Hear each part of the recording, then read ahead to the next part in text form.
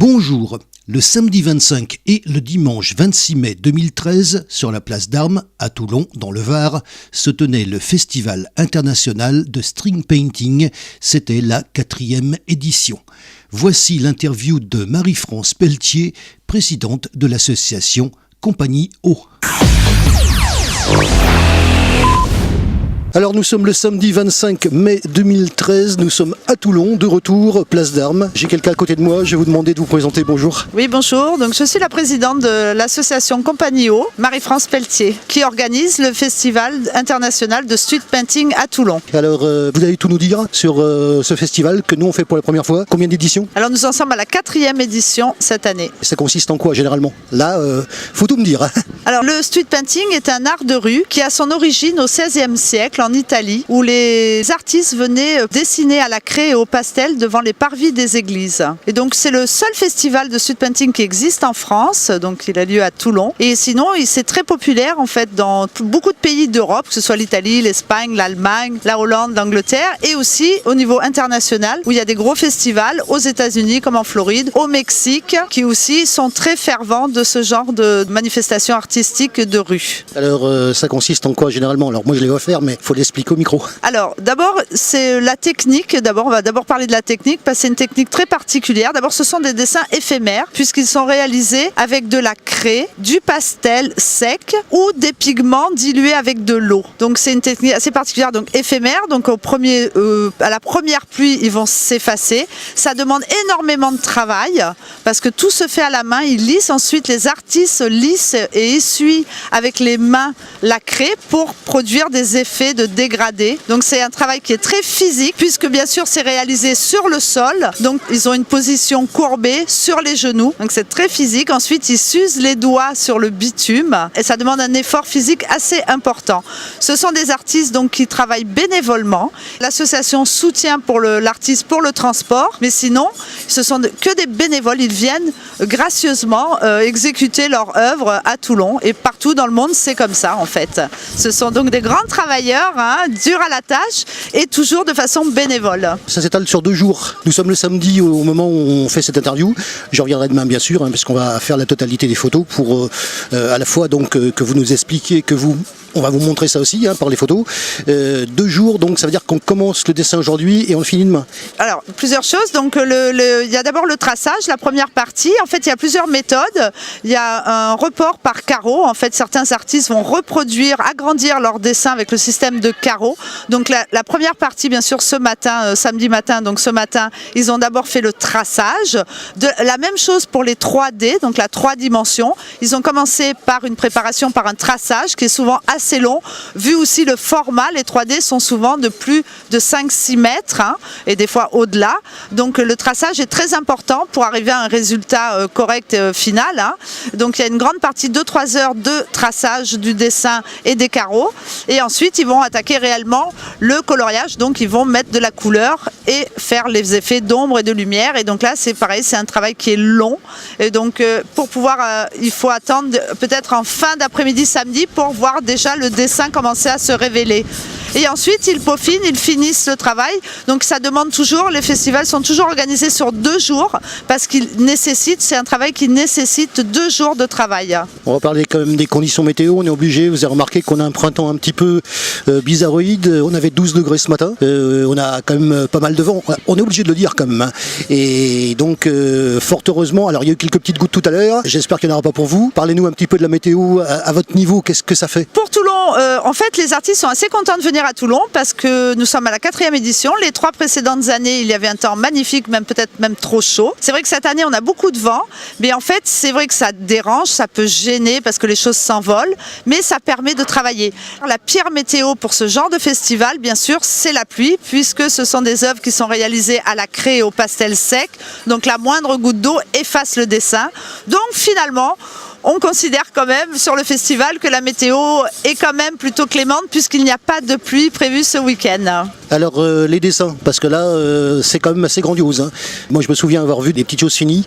Expliquez-nous un petit peu le cheminement et ce que ça va donner. Moi j'ai une idée, mais vous l'expliquez avec vos mots à vous puisque c'est votre spécialité. Au niveau des dessins, des catégories, il y a plusieurs catégories différentes de dessins. Il y a des artistes professionnels qui vivent de leur art, pas lors des festivals, parce que je vous ai dit qu'ils étaient bénévoles, mais qui vont en vivre le reste de leur vie, faire des interventions, etc. Ce sont des professionnels avec une qualité de dessin qui est différente. Il y a aussi beaucoup d'amateurs, donc c'est ouvert à tous. Il y en a même qui sont venus s'inscrire, même demain matin, le dimanche, vous pouvez venir vous inscrire et réaliser un dessin, même si vous n'étiez pas inscrit d'avance. Il y a aussi une partie donc, de dessin amateur. Ensuite, il y a aussi une particularité cette année. On a de Liverpool un groupe qui s'appelle Urban Canva, qui est venu initier justement au street painting, au dessin à la craie.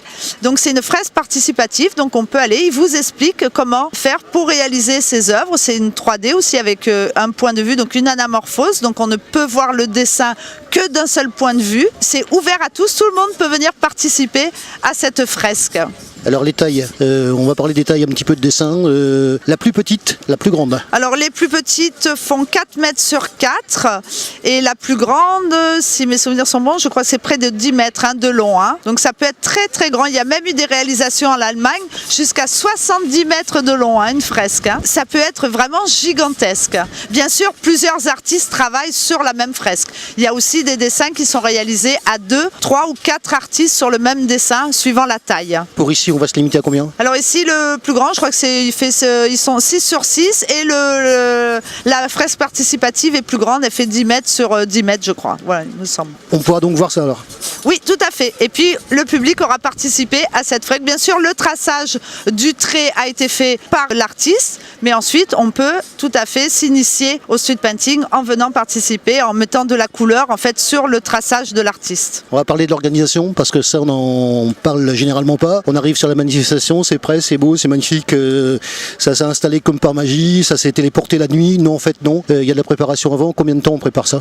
C'est plusieurs mois de préparation d'avance. Heureusement, nous sommes une équipe de bénévoles assez dynamique et sympathique, donc qui nous permet d'organiser. Il y a combien de personnes? On est à peu près une quinzaine en tout à organiser, en bénévoles. Ensuite, bien sûr, on a des partenariats parce que sans partenariat, nous ne pourrions rien faire. Il faut quand même des moyens financiers et techniques. Donc, bien sûr, notre soutien est la ville de Toulon qui nous aide. Sinon, bien sûr, sans elle, on ne pourrait pas le faire. Et aussi, un de nos grands partenaires qui nous fournit tout le matériel, Charlemagne Beaux-Arts, nous fournit tout le matériel pour pouvoir accueillir les artistes pour qu'ils puissent travailler. Ah oui, c'est important en plus. Oui, c'est assez important. Ça demande, il faut beaucoup de craie puisque le sol use beaucoup la craie, donc il faut beaucoup de matériel pour pouvoir travailler. Donc déjà, les artistes viennent bénévolement sur le festival. Bien sûr, nous leur fournissons les craies pour qu'ils puissent travailler. Alors, on est aujourd'hui, donc, je vous le rappelle, samedi, on est place d'Armes. Le spectacle est devant nous. Décrivez-nous-le un petit peu. Alors, qu'est-ce qu'on peut voir? Bien sûr, ils ont l'air d'extraterrestres, les artistes, vu le vent et le soleil, parce que malgré tout, le soleil était quand même assez fort. Donc, la craie et le pastel sec salissent beaucoup. Donc, ils sont bien couverts, entourés, et ils ont les mains très sales, le visage très sale aussi, marqué de craie. Donc, c'est un peu bizarre de voir ces artistes comme ça, à quatre pattes ou accroupis sur le sol, tous maculés de craie et de pastel. Mais ils sont toujours prêts à répondre aux questions, toujours accueillants. Donc, vous pouvez tout à fait venir poser des questions. Alors, bien sûr, si vous avez besoin d'un traducteur, parce que comme nous recevons des artistes internationaux, mexicains, anglais, allemands, italiens, de Roumanie aussi, nous avons un artiste de Roumanie.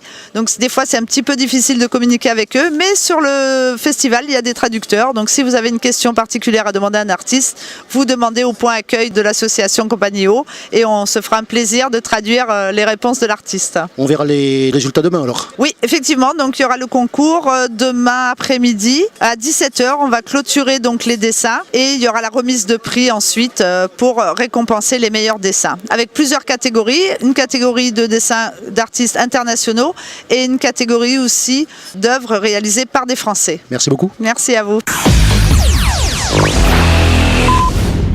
Ce festival se déroulait donc sur les journées de samedi et de dimanche. Cette interview a été réalisée le samedi, ainsi que les premières photos des traçages.